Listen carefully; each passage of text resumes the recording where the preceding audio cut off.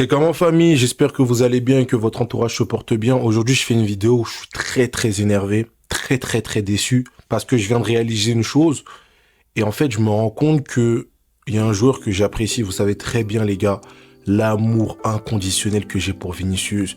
Il y en a même parfois qui trouvent que j'exagère avec Vinicius, etc. Même quand Vinicius, il était pas bon, vous voyez bien que j'essaye d'atténuer parce que c'est un joueur qui m'a fait vibrer. Vraiment, de son début au Real Madrid à aujourd'hui. Ouais, Surtout comment il est arrivé au début, c'était un mec en qui on croyait pas. Il avait beaucoup de déchets, surtout au niveau finition, etc. Il a ouais, gravi les échelons, il a appris aux côtés de Benzema pour ouais, arriver à son prime en 2023-2024 exact. et faire une saison de Ballon d'Or qu'il n'a pas eu malheureusement. Pour moi, c'était un vol. Et voir ce joueur que j'ai tant aimé aujourd'hui être dans le dur, etc., ça m'a énormément touché. Ouais, Et c'est pour ça que je prenais des pincettes avec lui. Et surtout même avec Rodrigo, c'est des joueurs qui m'ont avec qui c'est comme nos enfants au Real Madrid, vous voyez ce que je veux dire. Et ouais. j'ai beaucoup défendu Vinicius, mais aujourd'hui je me rends compte que peut-être que je suis dans l'erreur. Et je vais vous dire pourquoi je pense ça, les gars. Vous Ok. savez, la situation de Vinicius au Real Madrid, on est d'accord que elle est pas évidente. Tu sais, quand tu fais la saison que t'as fait, tu perds ton ballon d'or, etc., on te ramène Kylian Mbappé, un ailier. Kylian. On le fait passer pour un neuf, mais on sait tous que c'est un ailier. Ouais. Et que on te fait comprendre quelque part que c'est plus toi le patron. Ton heure Hmm. devait arriver, mais au final, on choisit que ça soit un autre. Voilà. Ces mecs-là brillent plus que toi actuellement. Et toi, tu Hmm. t'éteins petit à petit. Et nous, on Hmm. peut ressentir ça comme une injustice et se dire, ouais, en fait, Vini, il est pas bon à cause de Mbappé. Et pour moi, c'est en partie vrai, même si ça ne justifie pas tout. Ah. Maintenant, les gars, j'ai fait un comparatif et je me suis rendu compte que, en vrai de vrai, Ouais. si on regarde ce qui se passe ailleurs, il y a un autre joueur qui vit une situation un peu similaire à celle de Vinicius, pas exactement la même, mais assez similaire, Ok. mais qui a une toute autre réaction que celle de Vinicius. Après, vous allez me dire, tout le monde est différent, on réagit pas tous pareil, c'est un fait, mais quand Mhm. t'es un professionnel, tu te dois quand même d'avoir certaines exigences envers toi et pour ton public. Ok. Je vais prendre l'exemple de Rafinha. Mhm. Rafinha au Barça, bon déjà même on va parler de la carrière de Rafinha. Rafinha c'est un Brésilien, Ouais. c'est pas ce genre de Brésilien qui dès le plus jeune âge, c'était le crack que tout le monde voyait péter, etc. Ouais. Il est passé par pas mal de clubs, moi je l'ai connu à Rennes, donc il est passé à Rennes, Ouais. ensuite il est parti à Leeds, et après il arrive au Barça, et même au début à son arrivée au Barça, il faisait pas l'unanimité. Mhm. Il a C'est gravé vrai. les échelons, il a prouvé sa valeur, etc. Ouais. Et la saison dernière, Rafinha fait une saison de fou malade, et pour moi c'est lui l'acteur majeur du Barça. Franchement, il a été constant sur la saison, il a marqué un nombre de buts incalculable, il a Ouais. été décisif pour le Barça. Ouais. Mais à côté de lui, il y a un jeune crack, en plus espagnol, qui brille au Barça, Mhm. qui est Lamine Yamal, qui a explosé, qui a fait une demi-finale de Ligue des Champions incroyable, aller-retour, il était en béton, incroyable Lamine Yamal, Ouais. et il a pris toute la lumière et Rafinha, lui, qui avait été constant sur toute la saison, a été un peu éclipsé. Et le Barça a même fait une propagande pour Yamal, pour le Jamais. Ballon d'Or. Or, Jamais. si on regarde réellement tout au long de la saison, celui qui aurait dû être propagandé, c'était Rafinha. Yamal a été propagandé, Yamal finit deuxième au Ballon d'Or, Yamal est le nouveau crack mondial, Yamal prend le numéro 10 de Messi, Yamal est le futur, voilà, meilleur joueur du monde. Ouais. Et à ce moment-là, on peut se dire, putain, c'est ingrat quand même pour Rafinha. Surtout que là, c'est les fans du Barça un peu qui ont poussé pour Lamine, etc. Mhm. Et Ouais. lui, il a été pas mal, comment on dit ça? Il a été dans une situation injuste parce que même dans le classement, je sais plus, il finit combien. Il est pas dans l'équipe de je sais plus quoi. Là, en gros, Rafinha a été vraiment boycotté et même lui, il avait mis plein de stories, etc. pour montrer son mécontentement. Il s'est fait clairement voler la vedette. Vous voyez ce que je veux dire ou pas? Mhm. Et il y a même eu quelques petites tensions, on a senti un peu au Barça. Ouais. Mais Rafinha, contrairement à Vinicius, Ouais. il a pas réagi en s'éteignant. Rafinha, il s'est remis la tête à l'endroit, pardon, et il s'est dit, ok, peut-être pour vous je suis pas légitime, et ben je vais en faire encore plus. 10 fois. Il en a fait encore plus. Cette saison, allez voir un supporter du Barça Ouais. et dites-lui c'est qui l'homme fort du Barça offensivement. Personne va te dire Lamine Yamal. Ils vont dire Lamine Yamal c'est notre crack, c'est le futur lui, c'est le présent et le futur. Ouais. Mais actuellement le patron au Barça c'est Rafinha. Rafinha il l'accepte. Ok, je suis peut-être pas l'élu, mais moi je vais vous montrer de quoi je suis capable et vous allez être obligé d'accepter et de reconnaître ma valeur. Un peu à la Naruto les gars. Ouais. Et aujourd'hui regardez. Et aujourd'hui il y a des Barcelonais qui disent putain est-ce que c'est Lamine qu'on aurait dû propagander? Est-ce que c'est pas Rafinha? Et pourtant, Rafinha, il est dans une situation qui peut être plus dure à accepter. T'as 29 ans, un petit 18 ans, il sort de je ne sais où. Tu sais qu'il est plus talentueux que toi. C'est un Espagnol, il est dans son pays. Donc, il va forcément être plus mis en avant que toi. Maintenant, toi, tu prouves par ton talent. En plus, on pourrait dire, Rafinha, c'est un Brésilien, etc. Non, il a pas ce talent inné de magicien. Tu sens que Rafinha, c'est avec la dalle. Il court, il récupère, il met des beaux buts. Il est technique, il est juste. Ah, là, Et c'est là où je me suis dit, mais attends, Rafinha, il est totalement différent. Cette saison, regarde la saison qu'il fait. Mental. Il est incroyable avec le Barça. Les Barcelonais aujourd'hui, si à choisir pendant un match, ils préfèrent se priver de Lamine ou de Rafinha, ils vont se gratter la tête. Ils vont dire, ah ouais, là c'est chaud, je sais pas. Il y en a qui vont dire Lamine parce que, vas-y, c'est leur chouchou, etc. Ils sont hypés par le joueur. Mais les plus lucides, ils vont dire, non, moi je garde Rafinha parce que c'est lui qui fait les réelles différences.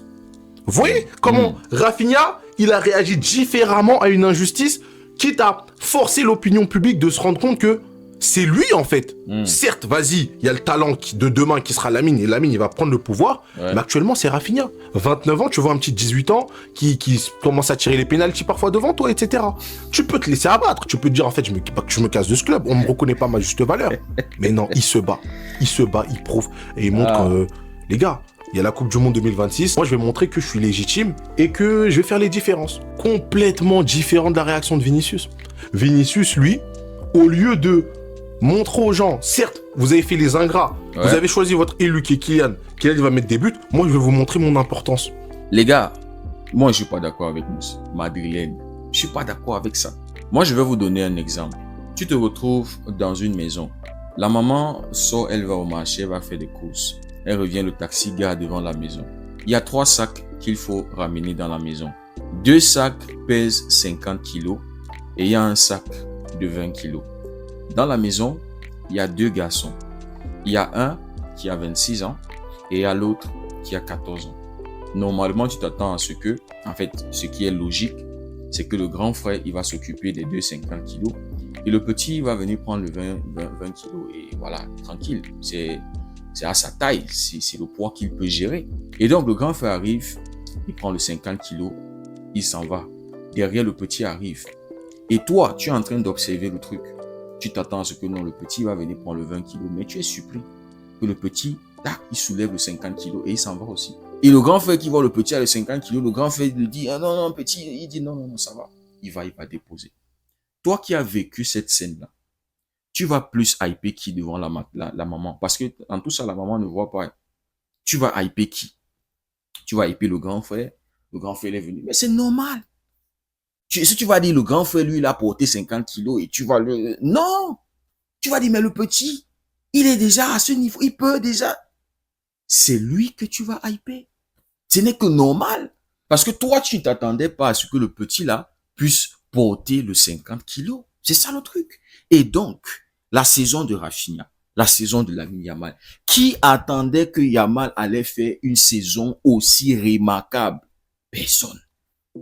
Pourtant, Rafinha a l'expérience déjà de 3 clubs. C'est son 3e club.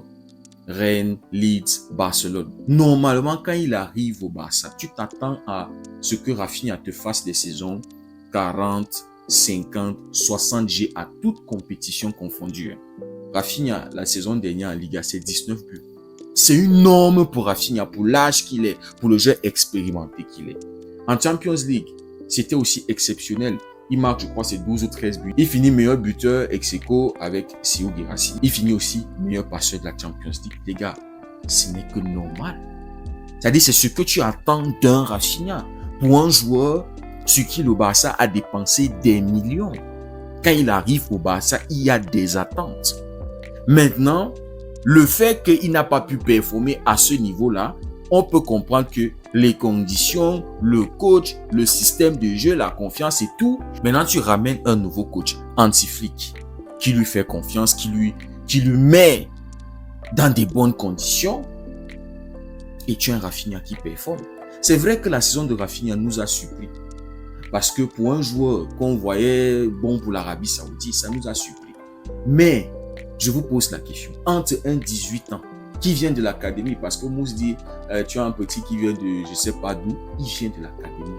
C'est l'enfant du club. C'est-à-dire, c'est le bébé du club. Maintenant, tu as ce bébé-là, 18 ans, qui a fait une saison constante.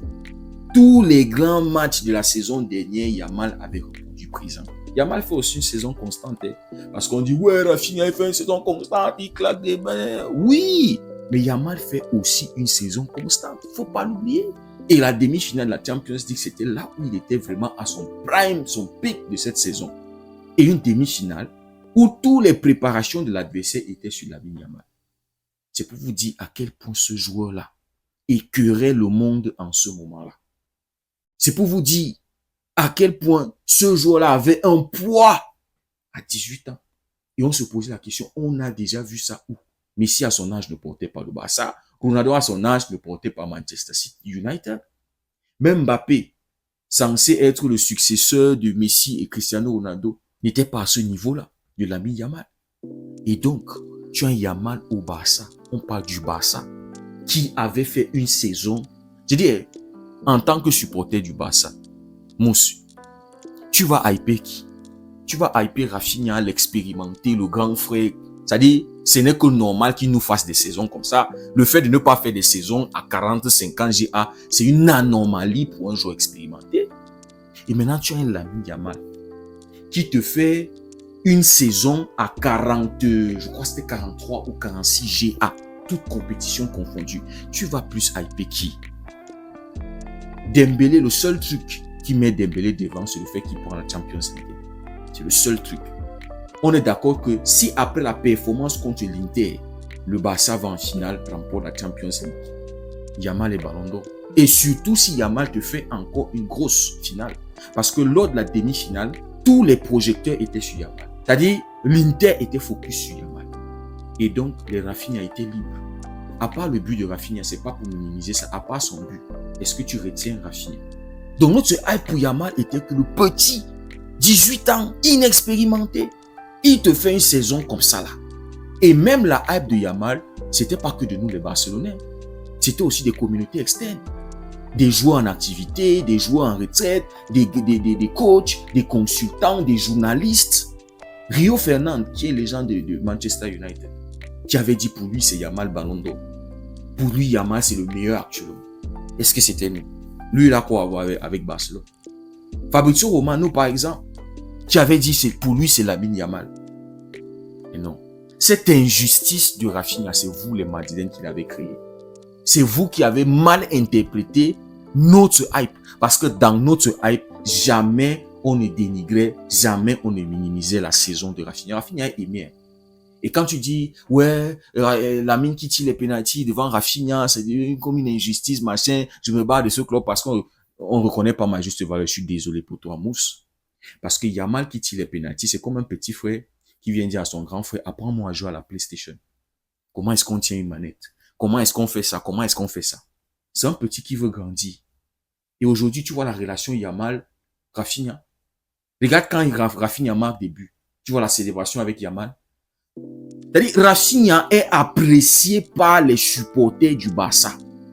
Jamais on n'avait minimisé la saison de Rafinha. Cette injustice-là, c'est vous les Madrilènes qui l'avez créée. Parce que vous étiez en train de comparer le fait que Vinicius aussi, c'est vous qui avez créé cette injustice-là. Et je suis désolé pour vous. Donc, je reviens maintenant à Vinicius, Mousse. Tu es un garçon qui vit dans une famille. Tu es le premier de cette famille-là. Tu t'occupes bien des affaires de ton père est fier de toi. Le fils exemplaire, parfait, c'est-à-dire garçon, tu vois un peu, la famille fière de toi. Tu sais que tu vas être le successeur de ton père. C'est-à-dire tout est là, toutes les lumières sont allumées, toutes les lumières sont au vert. C'est toi qui vas être le successeur de ton père. Et puis un jour, ton père va ramener un monsieur, je ne sais pas d'où. Et il te dit, voilà mon successeur. Je dis, hein, comment est-ce que tu vas vivre ça? Dis-moi, toute ta vie, tu sais que c'est toi le successeur. Ton père ramène un autre de nulle part.